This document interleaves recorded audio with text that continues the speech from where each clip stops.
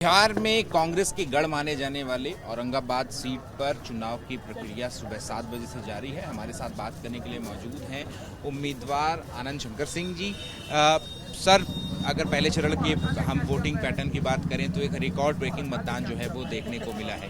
कांग्रेस का गढ़ ये सीट माना जाता है, लेकिन आपके जो सामने जो कॉम्पिटिटर हैं आपके त्रिविक्रम सिंह, उनकी भी बात कही जा रही है कि अच्छी खासी लड़ाई टक्कर दे रहे हैं आपको लगता है? देखिए, सबसे पहले तो बड़ी बात यह है कि भाजपा को यहाँ औरंगाबाद की माटी का कोई लाल नहीं मिला। जबरन औरंगाबाद पर हेलीकॉप्टर से उतार के कैंडिडेट थोपा गया है। भाजपा के कार्यकर्ता हो, नेता हो, सब मायूस होकर घर बैठे हैं। केवल आईवॉश है कि सब लोग साथ हैं। सब लोग मायूस होकर घर बैठे हैं, और मायूस क्यों न हो। हर कोई व्यक्ति जो राजनीति में है, उसकी चाहत होती है कि पार्टी उसका सम्मान करे। पार्टी ने सभी कार्यकर्ताओं नेताओं का सम्मान करते हुए जबरन बाहर से लाके कैंडिडेट थोप दिया। तो आधी हार तो इनकी पहले ही सुनिश्चित हो चुकी है कि लोकल किसी व्यक्ति को टिकट न देके, औरंगाबाद में भाजपा के जो सक्रिय लोग हैं उनको टिकट न देके पैरासूट से उतारा गया प्रत्याशी को। पिछले चुनाव की अगर बात करें तो 6 की 6 सीट पर जो है इस बार भी वही होना, और ये तो भाजपा की हताशा का परिचायक है। अरे भाई, 7 बार इनके परिवार में 1 बार मात्र जीते हैं, 6 बार हारने का रिकॉर्ड है। बगल से लड़े हैं, नवीनगर से हार के बाद बैरंग लौटे हैं, और इनको राज्यसभा सदस्य बना दिया गया गोपाल नारायण सिंह जी को, इनके पिताजी जो हैं, और पुनः 8वीं बार आए हैं औरंगाबाद से चुनाव लड़ने। तो भाई, कौन सा ऐसा सुरखाब का पर लगा है जो आदमी लगातार हारता रहा है, उसके परिवार को बार बार टिकट देने का काम कर रही है? कुछ ना कुछ तो इस्तेमाल हुआ होगा। तो ये समझ सकते हैं आप कि धनबल के आगे इन लोग जनबल को मस्तक करना चाह रहे हैं, लोकतंत्र को खतरे में डालना चाह रहे हैं। लेकिन औरंगाबाद की जनता भरपूर जवाब देगी और इनको बैरंग लौटाएगी। 2 बार से आप विधायक हैं इस इलाके के। मैं लोगों से भी बात कर रहा था, लोगों के जो मुद्दे हैं वो वही विकास के, रोजगार के मुद्दे जो है वो निश्चित रूप से 20 साल से यहाँ सरकार है, 20 साल से सरकार है, केंद्र में 2014 से सरकार है।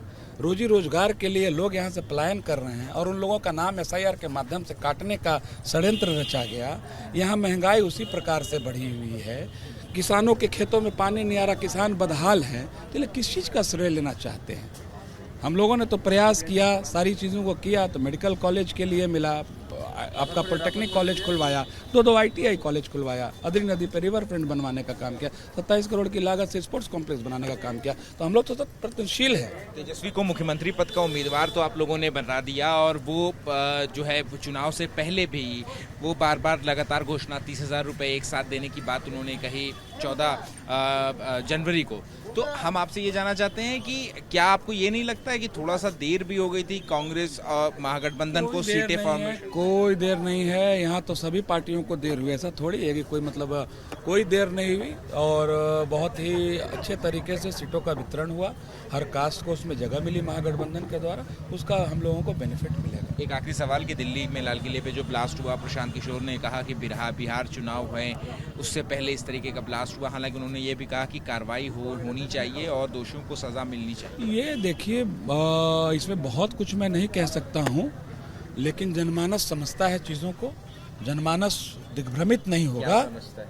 जनमानस ये समझता है चीज़ों को। अभी एक्सीडेंट हो, चाहे वो करवाया गया हो, सुनियोजित साजिश हो, ये कोई नहीं जानता। वो तो जांच के बाद पता चलेगा। किसकी तरफ से करवाया गया, किसकी तरफ इशारा कर? जांच के बाद पता चलेगा। मैं ये कह रहा हूँ, किसकी तरफ से करवाएगा तो जांच के बाद ही मालूम चलेगा ना। लेकिन दिल्ली की घटना को बिहार से जोड़कर देखना मैं समझता हूँ कि बहुत उचित नहीं है। वहाँ जो लोग जिन हताहत हुए, उनके साथ मेरी संवेदना है। जिन लोगों की डेथ हुई उनको मैं श्रद्धांजलि अर्पित करता हूँ, और उसको बिहार चुनाव से लोग जो जोड़ के देख रहे हैं, मैं नहीं समझता कि बिहार चुनाव से जोड़कर देखा जाना चाहिए। जनता इतनी समझदार है। ठीक है, शुक्रिया बात करने के लिए। कैमरा पर्सन सुजीत सामल के साथ ABP न्यूज़, औरंगाबाद, बिहार।